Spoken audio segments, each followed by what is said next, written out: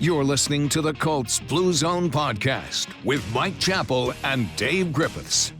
Hello, Colts fans, and welcome to the Colts Blue Zone Podcast. My name is Joe Hopkins. With me is Mike Chappell. Dave has the day off, slacking off once again, but what are you going to do with that guy? Good help's hard to find. Exactly. We have a great show today. We're going to discuss takeaways from the Colts minicamps. Anthony Richardson era has started. He's in Indy. He's working with the team. And we're going to go around the AFC South and see how each of these teams stack up now that free agency's in the past, now that the draft is over. Obviously, more additions can be made over the summer, but for the most part, these teams, the turnover has happened, and we can look at these teams and start to evaluate them for the 2023 season, see which teams got better, worse, and rank them. But first, we'll start with some news. The NFL schedule release isn't until Thursday night, but 1 week of the Colts schedule has already dropped. Indianapolis in Week 10 will play the Patriots at Frankfurt Stadium in Germany. The Colts considered the away team for this international game. And the last time the Colts played an international game was 2016 when they lost at Wembley Stadium to the Jaguars. Mike, there's a lot of AFC South teams playing international games this year. Jaguars actually have 2 games in London. Tennessee plays Baltimore in London. The Colts over in Germany get to travel and see the sights over there. And of course, Colts fans will have to set their alarms a little earlier on Sunday morning. Yeah, the interesting thing is with Jacksonville, which is like a home away from home for them, and there's even been the rumors of relocating their franchise to London, which probably will never happen. But their 2 games are back-to-back. They're staying in London, which is probably the way to do it. So you don't deal with, the first game you still deal with the travel, but not so much the second game. As far as the Colts, it's really interesting. I kind of thought they might go to London, but here they are in Germany. And it's, like you mentioned, the first one since 16 when things didn't go well in Wembley. But again, in 2016, if you remember, they had the option to take their bye week after the game. Not next week, and they didn't do it. They played the next week, so I'm guessing in week 11 it'll be their bye. But it's just a good opportunity. I think by and large, coaches and GMs aren't really in favor of overseas games because it just totally disrupts your routine, and coaches are all about routine. But this is a big deal for the franchise. I'm sure Jim Irsay has lobbied long and hard for this, and it gets it. It's funny, we were talking about this. We talked to Bernhard Raimann today, and his eyes lit up. He said, I was pumped. He's from Steinbrunn, Austria. It's about 7 hours, he told us, by car to Frankfurt. He said it's cold there, so, dress accordingly, Colts fans. But it gives his family a chance to finally see him play American football. Remember, he was an exchange student in, was it Michigan? I'm getting my... Yeah, I think Central Michigan. Well, he went to Central Michigan College, but he played high school ball also in the States. And his parents, his dad went to a game last year against Washington. The rest of his family haven't seen him play for like 7 years American football. He said the last time it was like the Austrian championship. He was a wide receiver, and he told us he caught a touchdown pass. So he's looking forward to it, and he just talked about how American football has really taken root in Europe. So he's pumped. His family, all of his family, grandma, everybody will have a chance to see him play. That means a lot. It just does, and it means a lot for the franchise too. This franchise to be in the spotlight. Yes, it's a pain for the team to go over there. But what you get as far as exposure and all that it's worth it. So good for the Colts. Good for the Colts. As a Colts fan, I think it's neat to be able to see your team travel and really expand broaden just their sights and get more eyes on them. Like I said, I'll have to wake up a little earlier Sunday. Maybe is it a 9:25 kickoff? I think something like that. So maybe I'll have to start with a few mimosas instead of cracking open the cold ones. We'll see. But also, my thought from this is. Apparently, I'm not going to be winning $1 million from Jim Irsay because I did not have the Patriots Week 10. I think I had certainly not in Frankfurt. No. So if you had New England, Colts playing New England as the away team in Week 10, congratulations, you're still in the running. You're still in the running. So that's great news for you there. I was really counting on that million, Mike. I don't know what I'm going to do now. I've learned to never count on that. Like when I go gamble in Vegas or in Shelbyville, I take what I can afford to lose. I told my son, only take what you can afford to go in your front yard and light a match too. Other than that, you shouldn't gamble. Yeah. So the rest of the schedule, like I said, 8 p.m. Thursday, we'll be finding out when and where the Colts are going to be playing. Next bit of news. A report surfaced that Washington Commanders called Andrew Luck last season to see if he was available to sign with them. That's according to ESPN's John Keim. In response, Jim Irsay had a little tweet about it. He said, if any NFL team attempted to contact Andrew Luck or any associate of him to play for their franchise, it would be a clear violation of the league's tampering policy. Mike, your thoughts on this situation? Are the Colts going to get a first-round pick from Washington because of this? No. And what it is, it's if you go back and read the initial story by John Keim, he was so impressed with his little note that he had it like fifth or sixth graph. It was almost an aside. And it's not that they called Andrew Luck. It's that they called someone to gauge interest on Luck returning to the league. Now, when the league considers tampering, I don't know how many degrees of separation there has to be from Andrew Luck. Yeah. For it to be Could they call like his barber or something? It could be anybody. Hey, what do you think? But it's something that it's certainly interesting. There was contact between the Colts and the league to at least look into it, and I'm sure the league said, yeah, okay, we'll look into it. But I think nothing comes out of this. It's great off-season, interest. But I think whatever contact they had, first it'll be really, really hard to prove. It's just hard to prove, unless they were dumb enough to call Andrew Luck, his dad, or his agent Will Wilson, which they didn't do. So I think and I understand Jim Irsay's protective, antenna going up. It really comes out cold, but Andrew Luck belongs to the Colts. He's their guy. He's got like 2 or 3 years left on his contract, and when you retire, your contract tolls.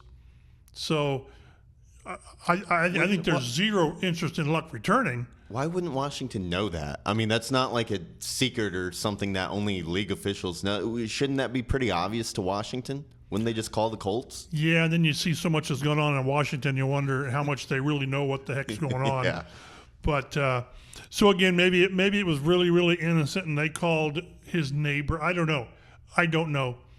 But again, then I understand Jim Irsay being really stern about it. Hands off, our guy.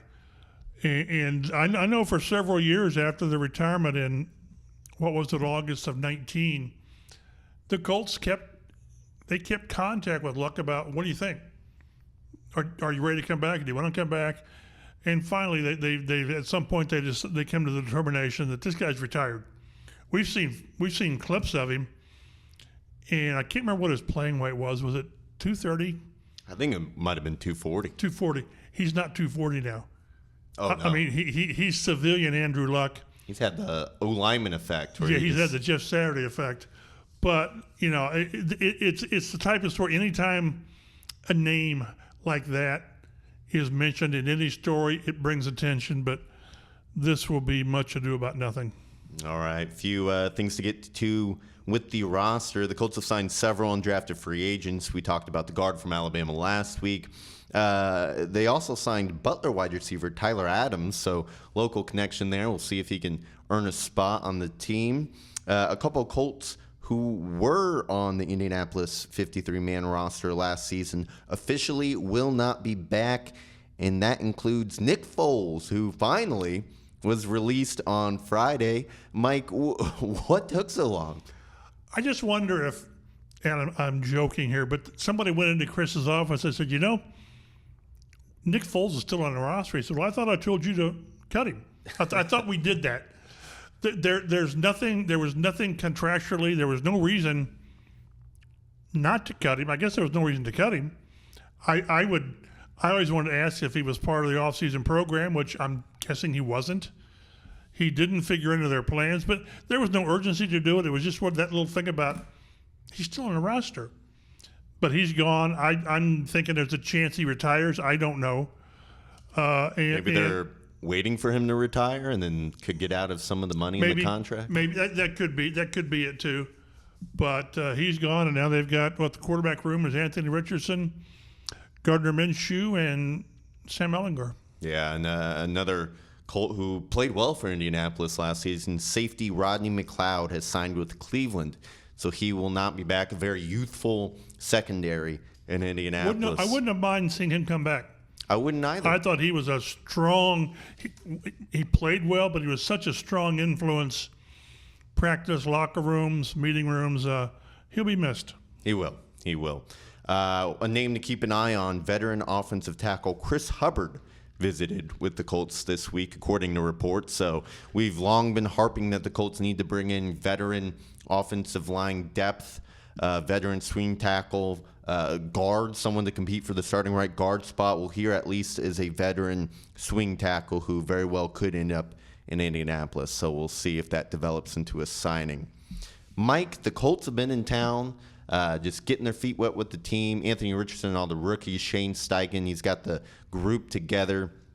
They've been together the last couple of weeks. What have been your takeaways from getting to speak with different players and coaches? Well, the big thing coming out this past week, rookie minicamp, which you get 3 days with the rookies, and they had the draft picks. They had, 15 undrafted players or so. And then they had, you mentioned Tyler Adams was one of 29 players in for a tryout. Because, it's one of those where you look at names, well, you need X number of receivers, you need X number of linemen to practice. But it's all about with players getting your foot in the door, and that's what Tyler Adams did. Good for him, having him sign as an undrafted free agent. This was our first chance to see Anthony Richardson up close. How was it? Are you falling in love with him like I did? Oh, primarily because I'm comparing him to what we've seen over the last 4 or 5 years. I mean, so yeah, but he does have. Shane Steichen says he's got a presence about him. He's got a bounce walking around the complex, and you can see it. He's just big. He's just a good size. I mean, he's Luck-sized. Yes, I was going to say kid. He's still a kid. He's 20. Mm-hmm. He's 20. He's due a 4-year deal worth $35 million, so he's going to be a very rich kid. But you watch him play, and what I'm going to try to do is to keep my foot on the brake and not anoint him as whatever right now. But what he brings is hope to the franchise. He gives them direction where they've really had none, at least not enough in anything long term. He gives you the possibility of what might be, if not this year, the next year, the next 4 years, 6 years, 10 years. And that's what you want. That's what all the really established competitive teams have, is that guy. I mean, you can name 10, 12, 14 teams that have that guy. Some much better than others, but when you have that guy, everything's possible. And you watch him practice, and it's sort of as advertised. He throws, and the ball jumps out of his hand. It gets from point A to point B like now. And there's sometimes that it's, misguided. Sometimes they're drop passes because the ball comes out a little bit hard. And that's probably the one area that he's going to have to work on with the accuracy, is knowing when to really fire it and when to take something off of it. That probably contributed to the 53% completion percentage in college. Yeah. So, but you see it. There were some throws where he hits these guys, Josh Downs and guys, in stride where they can catch it and run. He threw a deep ball to a guy at Cody Case, Cody with a K, a deep post on the mark, and you just say, wow. And it wasn't a rainbow. It was just kind of a nice tight throw. So he showed us what we were told we were going to see. There were plays where he tucked it and ran on RPOs. So it was everything we've seen.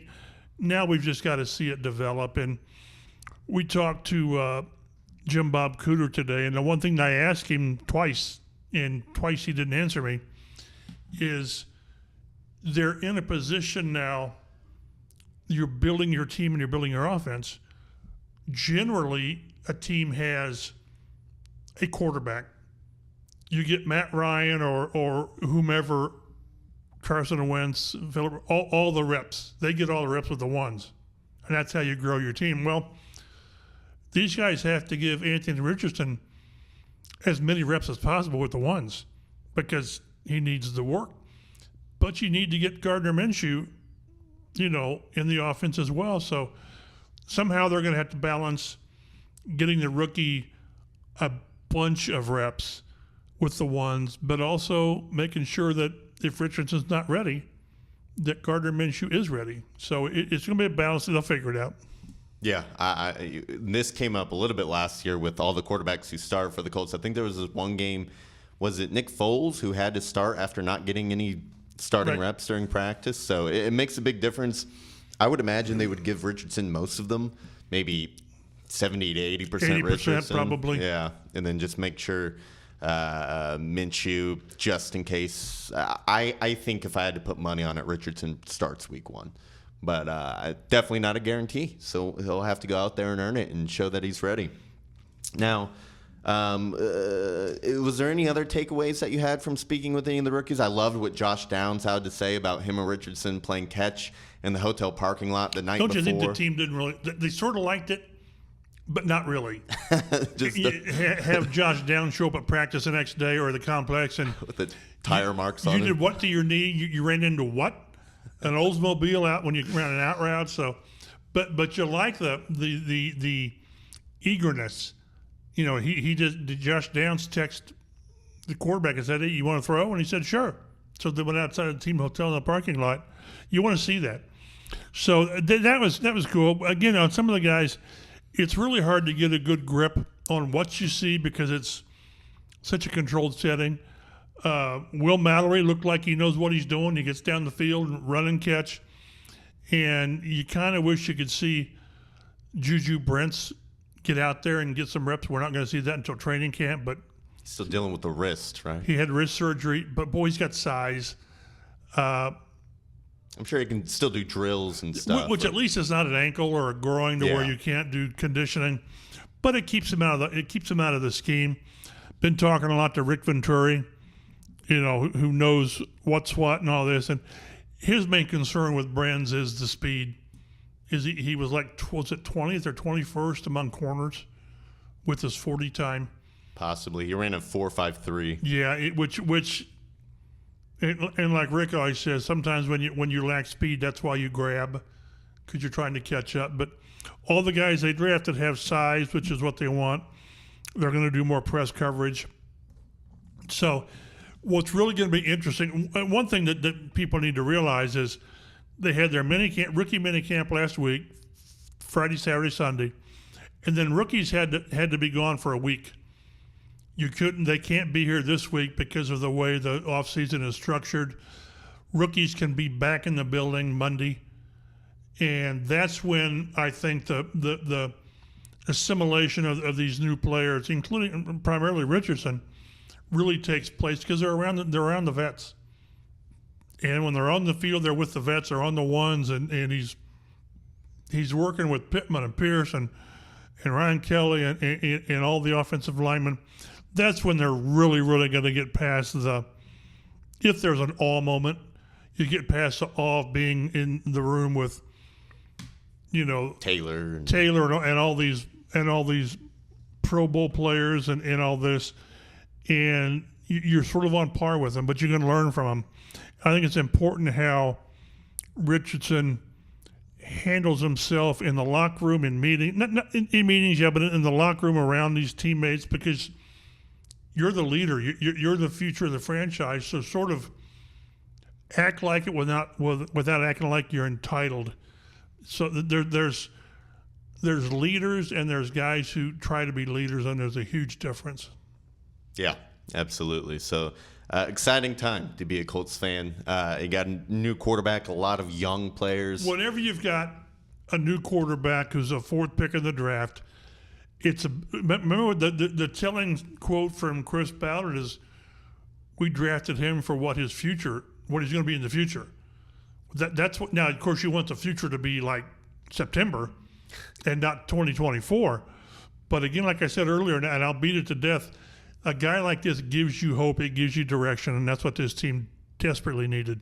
And the last thing before we get to the AFC South here is it's also kind of nice going into a season without chaos, without high expectations. Oh, okay. But with also the combination of a lot of hope, right? Like, I don't think anyone expects the Colts to, make the playoffs this year or win the division or anything like that. So they can go out and win 6 games, but as long as you see things from Richardson and from your young players, you could still be happy with that. Whereas in the past, there's been expectations that the Colts do make the playoffs and make some moves, and they made moves in the offseason, especially last offseason. Like, this was a win-now team, and then when it doesn't happen, it's all that more disappointing. So it'll be nice to, as a fan, go in there, not expect the team to be able to crush their opponent every single week, but just kind of watch these young players develop and see their talents out there. I think Dave's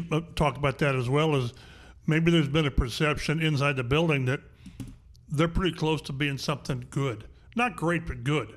A playoff team, and without question, last year everyone, not just locally, but nationally, this team was the favorite to win the AFC South. Mm-hmm. This wasn't local bandwagon. It was like Vegas. Everybody expected this team to be that team. So then you maybe approach things that way with how you're building the team. And in reality, maybe they weren't that close. They probably weren't that close. They clearly weren't that close. Right. So this does take away this. It's really crazy. The expectations need to be as good as you can be. Win as many games, and that's how it should be. But you're right. There's not that added pressure of, they say you guys are going to win the division this year.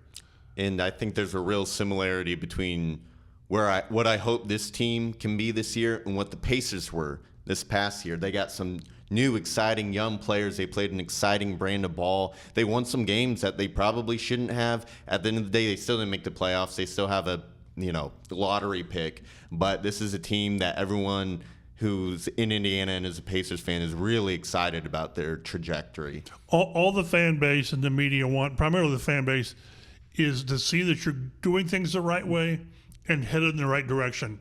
You're not stuck in that rut of, here we go again. We're veteran quarterback. And again, although a lot of people, myself included, thought Matt Ryan might work if the offensive line, if the running game and all this, and the if didn't work. But you're right, this is different. So regardless how many games they win, is this team appear to be headed in the right direction? And primarily, does the quarterback look like he's the right guy to lead you into the future? If he's not, it doesn't matter. Absolutely, and we might not have an answer this year. We probably won't have a final answer. We should have some idea. Yeah. There've been some rookie quarterbacks you watch him play, you think, man, this guy hasn't got a clue. Really, and that's not going to be the case with this guy. But you just want to see, and at the risk of always I default to Peyton Manning because I was here through all of that. Remember, he was 3-13. As a rookie. 28 picks. 28 picks, which is still a record. Yeah. But you could just see the growth. And by midseason, they went to San Francisco, should have won, got hosed by some officiating that the league admitted. But you could just see from that point on, he was going to be the real deal, and the team around him was going to be something to contend with. A reason to believe. Let's go ahead and do this AFC South exercise. We'll start with Indianapolis, and let's look at their losses. The players who are no longer here. Starts at quarterback, Matt Ryan, Nick Foles, no longer with the team. Both remain unsigned. Wide receiver Paris Campbell is now with the Giants. Offensive lineman Matt Pryor's in San Francisco. And offensive tackle Dennis Kelly is currently unsigned, but he is not with the team. I'd be kind of surprised if they bring him back. He wondered why he was here last year because he didn't play much. Changes on special teams. Chase McLaughlin, despite his good year kicking for the Colts, is no longer with the team. He's with Tampa Bay. Punter Matt Hawk is unsigned because hopefully Sanchez will be back. You pronounce his name right. I know. It took me long enough, right?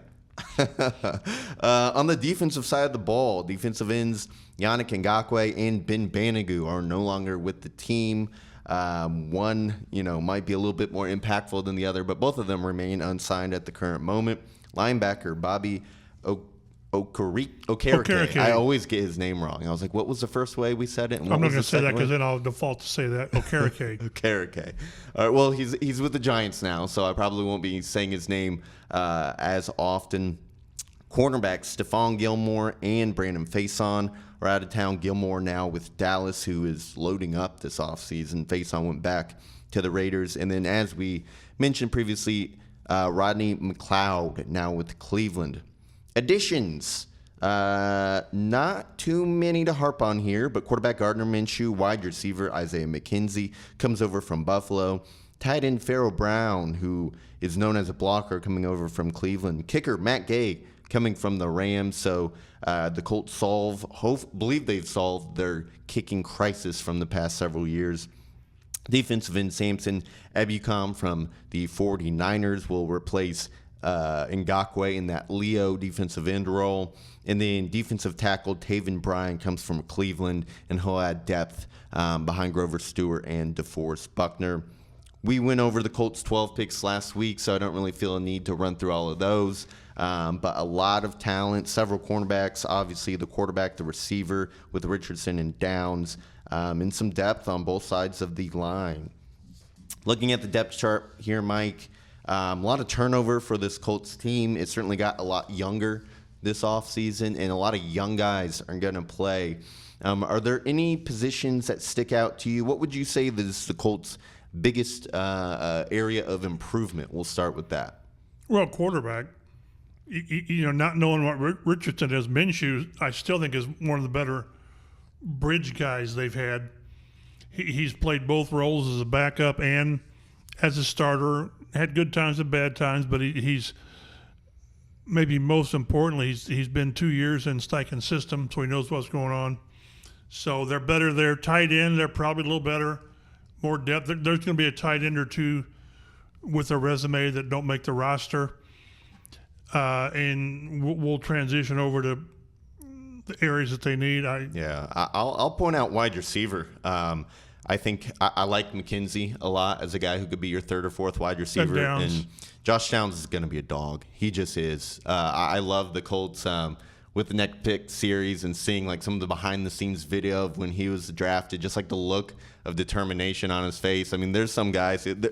When I see more and more of him, I understand more and more why Reggie Wayne loves this guy.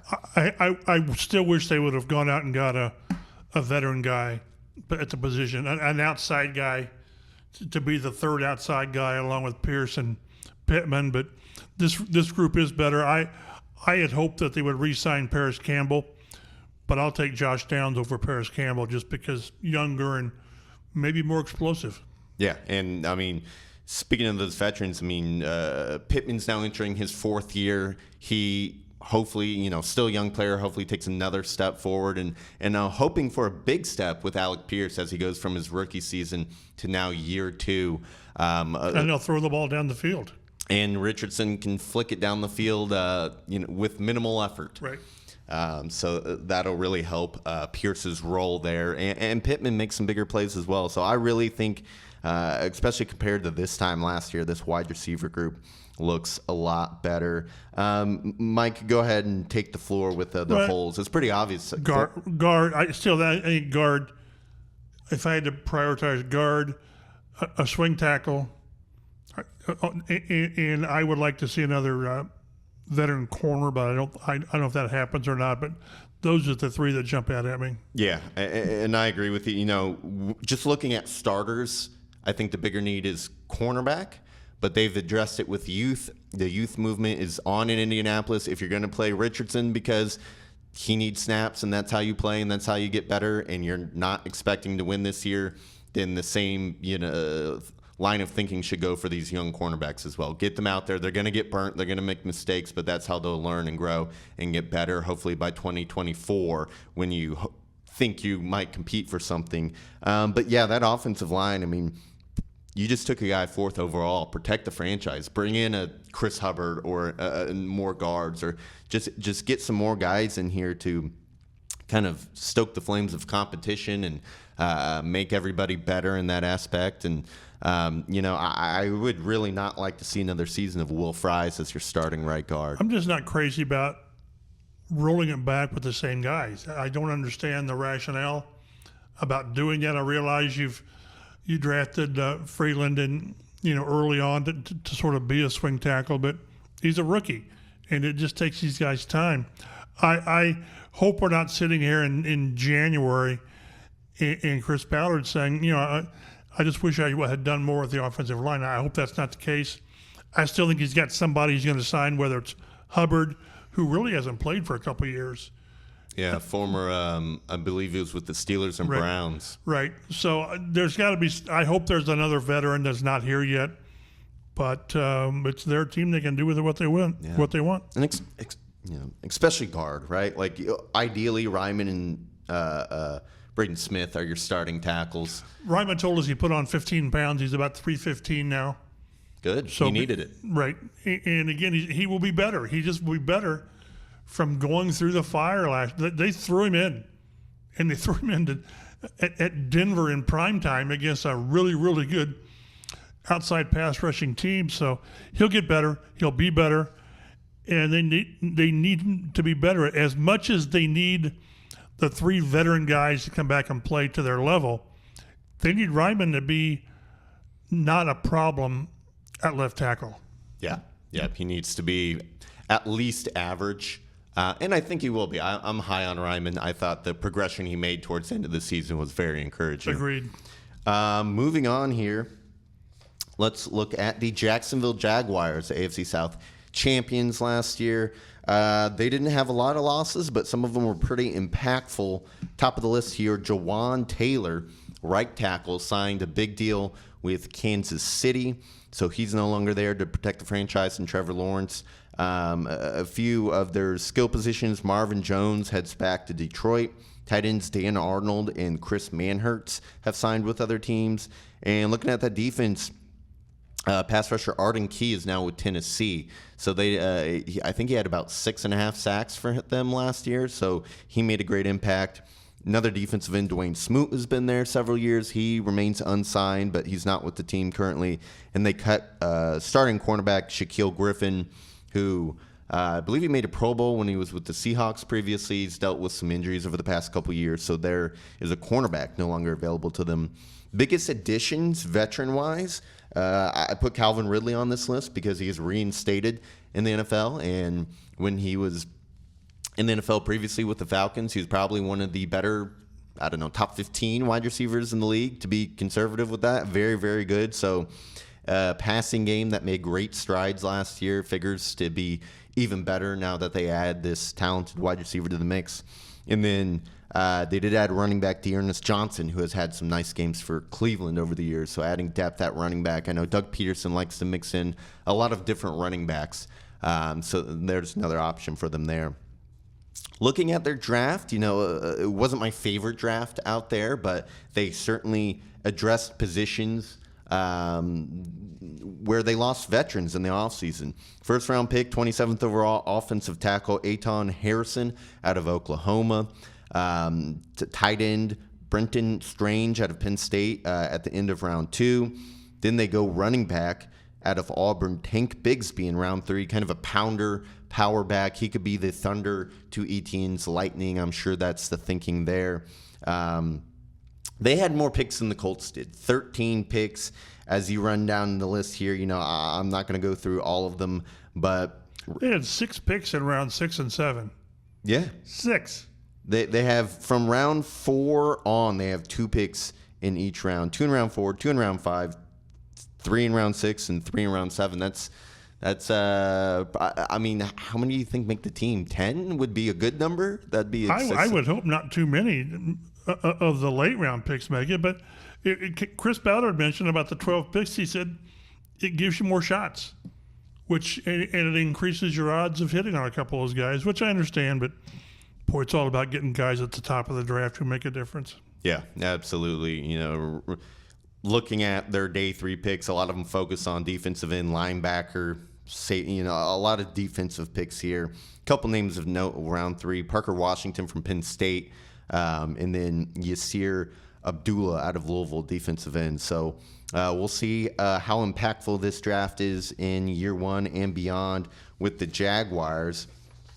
Looking at their depth chart, we kind of mentioned their biggest loss was Jawan Taylor, but they do have 2021 second-round pick Walker Little to be able to step in there.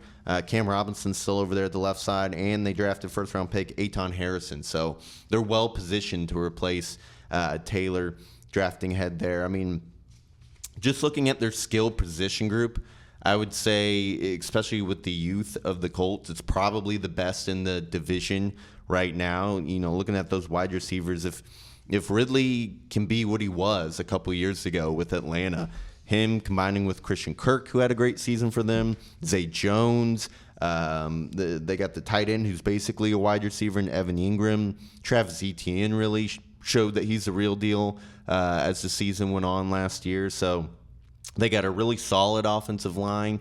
Probably at this point, you'd have to say the best quarterback in the division. We'll see what happens with these rookies.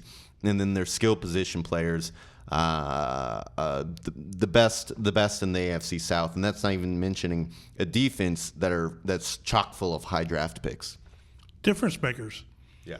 So many times in the last, 10, 12 years, the Jaguars have sort of been, on occasion, the hot team. One year they just poured money into free agency. And the one year they made the AFC Championship game were within like 2 plays of reaching the Super Bowl, and then they fell back to earth like they always do. I get the impression that they've done it the right way. They've got the pieces in place. They've got the quarterback. Primarily, they've got the quarterback and they've got the head coach. And that's, I can't think of who it was, where the Jim Irsay, we talked to too many guys over the draft, and he said there's always head coaches you don't want to face and quarterbacks you don't want to face. And I'm not saying that these guys are at that level, Peterson and Lawrence, but they have the foundation in place. And, oh, by the way, they've got a lot of good pieces around the quarterback. They may finally have gotten it right. Yeah, this is looking like a rock-solid roster from top to bottom. If I had to pick out a weakness for them, I'd say maybe it's the secondary. Not that it's a glaring hole, but not a lot of names in there that stick out. Maybe second-round pick from a couple years ago, Tyson Campbell might be the best of the bunch. Other than that, probably a bunch of average-at-best players. So if you can hold up in pass protection, because they got a mean defensive line, 2 former top 10 picks on the edges rushing the passer with Travon Walker and Josh Allen. This is a defense where if you can survive the front 7, that secondary might be exploitable back there. Moving on to the Tennessee Titans, the Colts division rivals. A lot of losses. I mean, this is a team. That list might be as long as the Colts. Yeah. This is a team with a new general manager and Rand Carthon coming over from San Francisco, and he is certainly remaking the team. A lot of longtime Titans no longer in Tennessee. Maybe the most famous of which, Taylor Lewan, who remains unsigned. He's dealt with injury issues. We'll see if he plays another snap in the NFL. I think it's unclear if a team gives him another chance or not. Starting center, Ben Jones, currently unsigned, but they released him as well. Starting right guard, Nate Davis, signed with Chicago. And backup swing tackle, Raven Clark, former Colt, has signed with Pittsburgh. That's 3 starters, or at least, I know Lewan's missed a lot of time recently, but that's a lot to lose on an offensive line in one offseason. Moving on, let's just stick with the offense. Robert Woods, their top receiver from last year, he's gone. He's signed with Houston. Their top tight end, Austin Hooper, is now with Vegas. Dontrell Hilliard, who's filled in admirably for Derrick Henry when he's gotten injured from time to time. He's still unsigned, but he's not with the team. And then quarterback Josh Dobbs, who started a few games last year because Malik Willis just wasn't doing it for him. He's signed was he a with third-round pick? Willis, yeah, and it seems they've already given up on him, so that's a tough one there. And then I'll include this in the offense, but Randy Bullock, their kicker, has been there quite a while. They released him as well. He remains unsigned. That's just the offense. Looking at that defense, a lot of impactful names as well. Bud Dupree, edge rusher. Defensive lineman DeMarcus Walker and Mario Edwards are no longer there. 3 linebackers who played for them, Zach Cunningham, David Long Jr., and Dylan Cole. They're all gone. And then cornerback Terrence Marshall is no longer with the team as well. He remains unsigned. Additions, far shorter lists than their subtractions. Offensive tackle Andre Dillard, who presumably has come in to start at left tackle for the team. He was a former first-round pick of Philly who just, for one reason or another, couldn't get on the field. Wide receiver Chris Moore comes over from Houston. Edge rusher Arden Key, as we mentioned, coming from Jacksonville.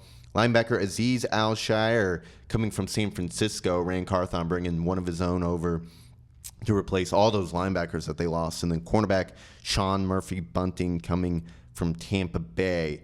They only had 6 picks in this draft. At 11, they took offensive lineman Peter Skronsky. He played left tackle at Northwestern. The speculation is that he'll move inside and play left guard for them in the NFL, but very good offensive lineman, helps replace a lot of losses in that area.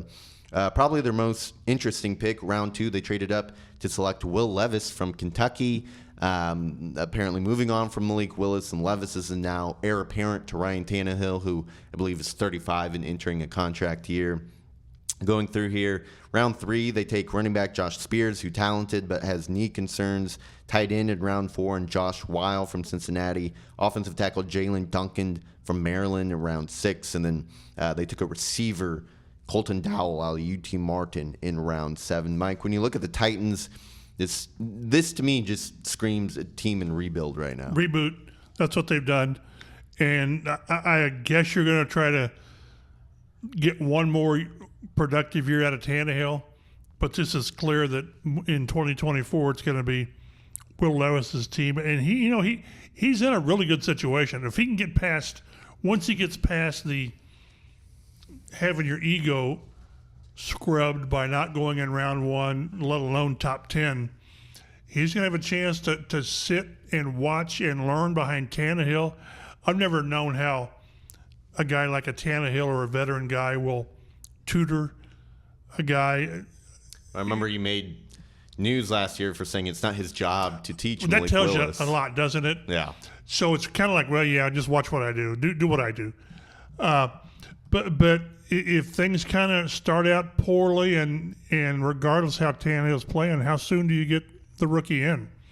I mean, didn't most people say that Levis might, after Bryce Young, might have been the most NFL-ready guy out there? Young, Stroud, and this kid. So serious reboot. This is also, I don't know, it's hard to know how much seriousness there was, but there was talk of trading Derrick Henry. Or that was just off-season speculation or what, but he's nearing the end down there. And it's 29. Yeah, and that's ancient for a running back. Running backs hate to hear that, but this is, he's an old 29 as far as it's got a lot of wear and tear on the body. Yeah. So it's not unusual when a new GM comes in that And this was a new GM who came in with a competitive team. I mean, they were, but it's never unusual to see them have major overhaul. Sometimes it's a little strange that the coach is still there, but Vrabel's not going anywhere. Yeah, and I think part of the reason they hung on to Tannehill this offseason, because it was the same as Matt Ryan's contract, $35 million, they could save like 17 if they cut him, is because I wouldn't want to throw a rookie quarterback in this situation. We mentioned they lost 3 starters on the offensive line, and they have one of the worst, if not the worst, wide receiver group of pass catchers in the NFL. You got Treylon Burks, first-round pick last year, who dealt with injuries as a rookie. Highly athletic guy, though. And then they have Chris Moore, who came over from Houston, Nick Westbrook-Akine, Kyle Phillips, a 5th-round pick from last year. Like, that's a terrible group of receivers. Tannehill says, really, this is what you gave me in my last year. Yeah. And then they lost Austin Hooper. And the tight end, Chigoziem Okonkwo, he did make a few plays for them last year, so I think they're expecting him to take another step forward as a full-time starter. But, man, this is a pretty thin skill position group, especially when you factor in that Derrick Henry is 29. So they're going to ride Derrick Henry until he drops. Yep. And then he'll say, well, thanks for the... Him and Tannehill. They'll probably have to rush Tannehill quite a bit. Too much for a 35-year-old. So I think the defense will be solid. It's Mike Vrabel coached team. They still have a lot of big names out there. Jeffrey Simmons is probably one of the best defenders in the NFL. Danico Autry. Harold Landry, he was out last year with an ACL. He returns this year coming off of the edge. We mentioned Arden Key. They got a young secondary. Kevin Byard is a multi-time All-Pro. So I still think they'll have a defense that's probably in the top half of the NFL if they can still healthy. But that offense, I think they're going to have a tough time putting up 20 points a game. Moving on to the Texans. They've a long list. Doesn't it feel like the Texans just try and every year they just go for the most roster transactions possible? Was it last year or 2 years ago? They signed like 30. Yeah. I mean, it was most, and they were all no one good. They were but they were older, and they were like bottom third of the roster guys, like 1-year contracts. Yeah, no, and not as much this year. I'll just go through it here. Losses. Brandon Cooks, maybe the most impactful. But he wasn't the only wide receiver to go. He was traded to Dallas. They also lost Chris Moore, who I mentioned with Tennessee. Philip Dorsett, former Colt. He's now in Vegas. They lost 2 tight ends, Jordan Atkins and O.J. Howard. Running back Rex Burkhead, who kind of was their third down pass-catching back for them last year. Several guys with starting experience on the offensive line. Center Justin Britt. Guard A.J. Cann and guard Justin McCray. A couple quarterbacks, we know why, because they went quarterback in the draft, but Kyle Allen and Jeff Driscoll are no longer there to back up C.J. Stroud, or we'll see. I imagine he's a week 1 starter. And then they lost a few defensive ends as well. I'm going to butcher this name, but Ogabania Okoronkwo went to Cleveland. He had, I believe, 6 sacks for them, 5 or 6 sacks for them last year. Mario Addison is unsigned, and the defensive end Rasheem Green. Additions: Robert Woods, as I mentioned. Wide receiver Noah Brown comes over from Dallas. Tight end Dalton Schultz. Good player. Good player. Will come over and give C.J. Stroud a reliable tight end to throw to. They brought in guard Shaq Mason, who figures to start, coming over from Tampa Bay and was previously with the Patriots.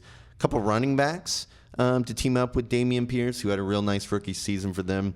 Devin Singletary from Buffalo, the most noteworthy, and then Mike Boone comes over from Denver.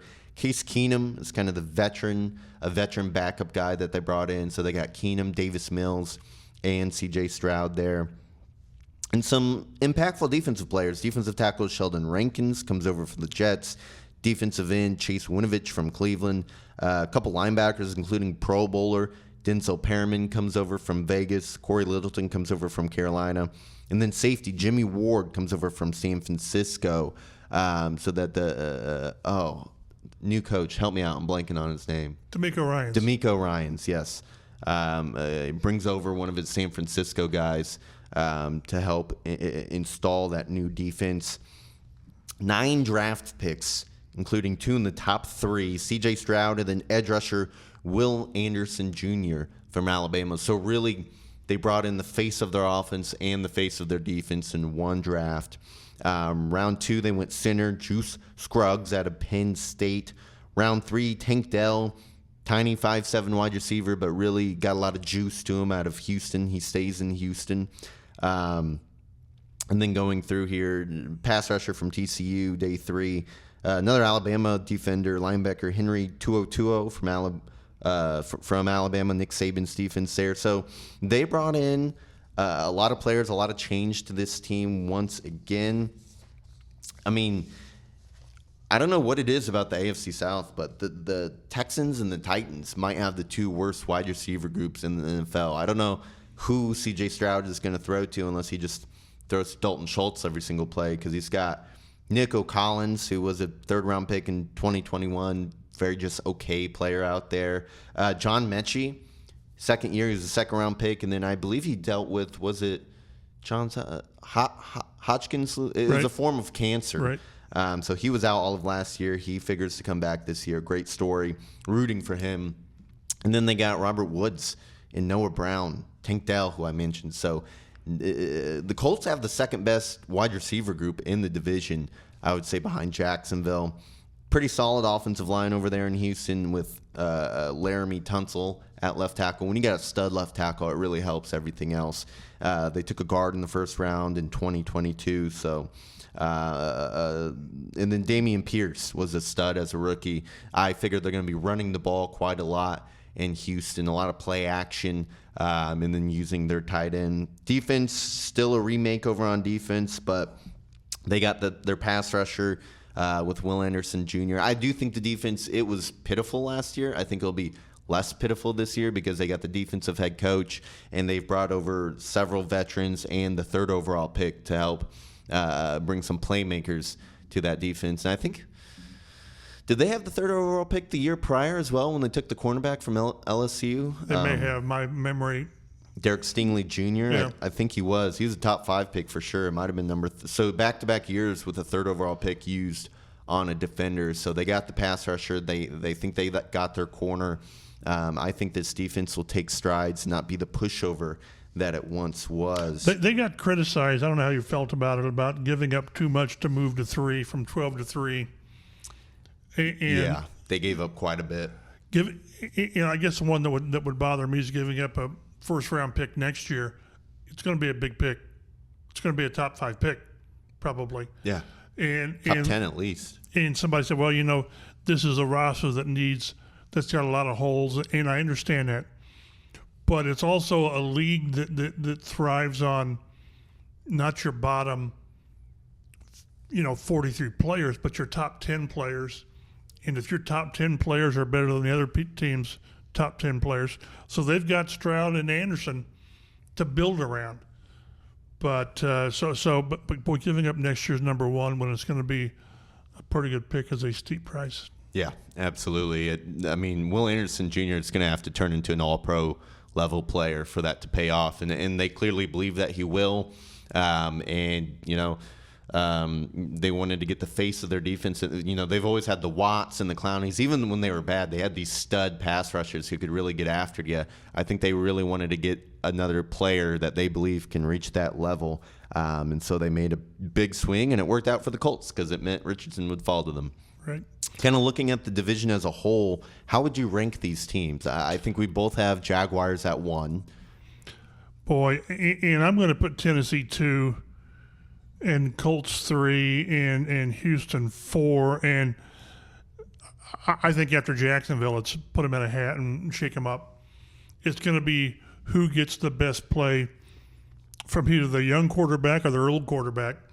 What's going to be really, really interesting is how soon the Colts go to Richardson and how soon, probably right away, that Houston goes to Stroud.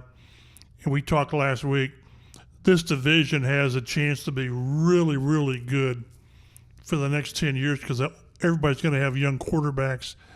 And if everybody hits on their quarterback, it's going to be a tough division. Yeah, it really will. I'm really torn on this. Part of me wants to, with your order, flip Tennessee and Indianapolis, because I think you're going to put those expectations up there. You're going to build the expectations. Well, second in the division doesn't mean playoff. This is a poor division. Yes. So yeah, but it's a division again that it's poor. It'll probably be poor this year, but doggone it, could be pretty good very quickly. Absolutely. I think Colts just have so much more firepower on offense. I think it'll all come down to how much better can the offensive line play. If they're a mess like there will be the year before, they're not going to be able to use that firepower, and I think Tennessee will be better than them. If that's not the case and the offensive line can just be average, I think the Colts have some young weapons who can do some really exciting things. And let's not forget that Jonathan Taylor is an MVP-level running back when healthy and with a decent offensive line. So yeah, it wasn't a great offensive line 2 years ago. No. It was just good. It was solid. It gave him enough, and he didn't need much. It just gave him enough. Which team do you think made the biggest improvement? You're better at that than I am. I can't really see. I'd say Houston because they got two premier players at the top of the draft, and I prefer premier players over 12 or 13 picks. But you've got a better grasp on who these players are compared to what they've done. I think it's between Houston and Indianapolis. And I'll go Houston too, just because they got two players that, a lot of people think are going to be good in the NFL with Stroud. Were they top 5 in just about everybody's projection or not? Stroud maybe not top 5. Maybe not Stroud as much, but because he plays quarterback, it makes a difference. And then they signed, several free agents who are going to be starters for them. Dalton Schultz kind of helps negate the loss of Brandon Cooks a little bit. And then they signed probably 3 or 4, maybe 5 starters on defense. So I think that defense is going to take a big step forward. But really at the end of the day, who made the biggest improvement will come down to who got the better quarterback. Correct. Stroud or Richardson. So we'll just have to see on that. Biggest step back, to me, it's obviously Tennessee. I mean, you do that with a reboot. Yeah, they're rebooting the team. It's a team that made some runs in the playoffs. They got to the AFC Championship at one point in time, but now the two players who got him there, Tannehill's 35 last year of his contract. Derrick Henry is 29, and I get he can still have some games where he kind of takes over, but how long that's going to last, how long his body can last, I think is very much in question. And I think this franchise is going to regret trading away A.J. Brown for a long time. It's funny.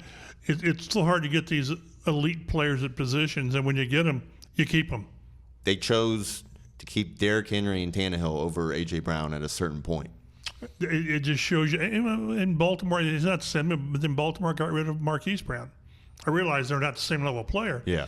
But when you get that's why it's going to be interesting to see what the Colts do with Michael Pittman. Yes, it seems like it's easy to get those guys, but when you get them, you really got to keep them. Yep, and that's a conversation for another podcast as Pittman and Taylor are up for extensions this summer. We'll see how they decide to divvy up the money. We'll see how much money these guys command. A lot to talk about. Unfortunately, I will not be part of the discussion. I have to say goodbye to the Colts Blue Zone Nation and announce that this is my last Colts Blue Zone podcast as I am leaving Fox 59 and CBS 4. Getting to do this podcast has been so cool. The coolest thing I've gotten to do in my professional career as someone who went to school for sports broadcasting and getting to hang out with cool guys like Mike Chappell, Dave Griffiths. I got to thank you both, even though Dave couldn't be here today. It's been a good ride. It's been a lot of fun. It's been a lot of fun. I'm still going to text you, Mike, and tell you to give me the behind-the-scenes details on what's going on. We'll text a lot more around draft time because I have no clue around the draft, and that's what you live and die for. That's right. So thank you and Dave so much for being a part of this. It probably wouldn't have started if it wasn't for you two. Thank you for all the listeners. It's been really cool to seeing this podcast grow from dozens of listeners to hundreds to now thousands. Thank you so much for listening to us, for sharing the podcast, and for letting us be a part of your weekly lives here. So again, thank you all so much. The podcast will keep going. We have our new producer, Matt Adams, who will get started on the job next week. Matt is great, very knowledgeable about the Colts as well. Me and him, I come in every day and we sit next to each other and talk about the Colts. So the podcast will continue with Mike, Dave, and now Matt Adams as producer. But signing off here for the last time for myself, Joe Hopkins, Mike Chappell. Thank you so much for listening, and until next week, take it easy, Colts fans. Be well, Joe. Thank you.